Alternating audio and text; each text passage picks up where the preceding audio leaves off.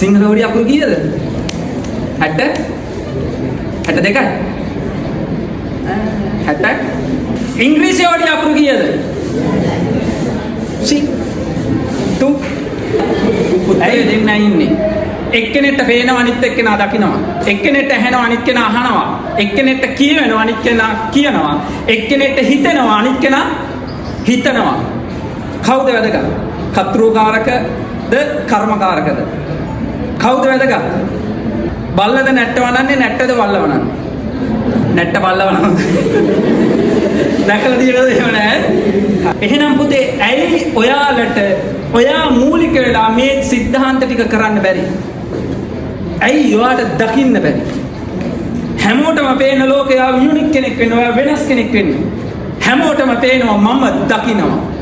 හැමෝටම ඇහෙනවා මම අහනවා. හැමෝටම හිතෙනවා මම හිතනවා. වෙනස්ද නැද්ද? ලෝකේ වෙනස් කරලා තියෙන්නේ, ලෝකේ ජයගෙන තියෙන්නේ කවුද? වෙනස් විදියට හිතපු අය. මේ මෙතනින් ළමයි පිරිසෙන්ම එක්කෙනෙක් හිටියොත් මට ඇති වෙනස් විදියට හිතන්න පුළුවන්, වෙනස් විදියට දකින්න පුළුවන්. ඒ පුද්ගලයා අනිවාර්යයෙන්ම ලොකු වෙනසක් කරනවා. හැමෝම අනුසෝතගාමි අනුව යනවා, රැල්ලට යනවා. මම පටිසෝතගාමි උඩුගම් බලා වෙනස් විදියට හිතනවා. වෙනස් විදියට හිතලා වැරදුනාට කමක් නැහැ.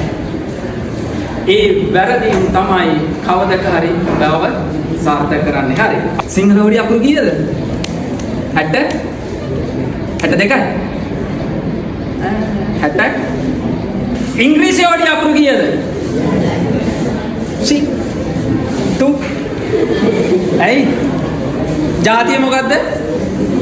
භාෂාව මොකද්ද? සිංහල හොඩි අකුරු කීයද? ඔයාට ඉන්නවා සහෝදරයෝ 4 දෙනෙක්. මං අහන ඔයාගෙන් අයියගේ නම මොකද්ද? ඔයාලා මොකද කියන්නේ? මොන අයියගේද?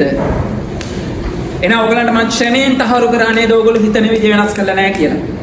ඉංග්‍රීසි හොඩි අකුරු කීයද? අලුතෙන් ආපු ළමයි. ඉසි සිංහල හොඩි අකුරු කීයද? ආයෙ 60යි. ඔයාලට අයියලා 4 දෙනෙක් ඉන්නවා. අයියගේ නම මොකද්ද? මොන අයියගේද? සිංහල හොඩි අකුරු කීයද? මොන හොඩියේද? ඒ කියන්නේ අපිට තියෙන අක්ෂරමාලා එකයිද? නෑ. අපිට අක්ෂරමාලා කිහිපයක් තියෙනවා. සිංහල අක්ෂරමාලාවේ අකුරු කීයද? සර් සමාවෙන්න. ගණිතයේ ගුරුවරයෙක් කියනවා ළමයි වර්ගජ සමීකරණයක වර්ගය යනු කිම? එකෙන් නැගිට්ටා සමාවෙන්න සර්. වර්ගජ සමීකරණයක වර්ගය යනු කිම නොව කිම යනු කිම. උට කිම කියන එක තේරිලා නැහැ.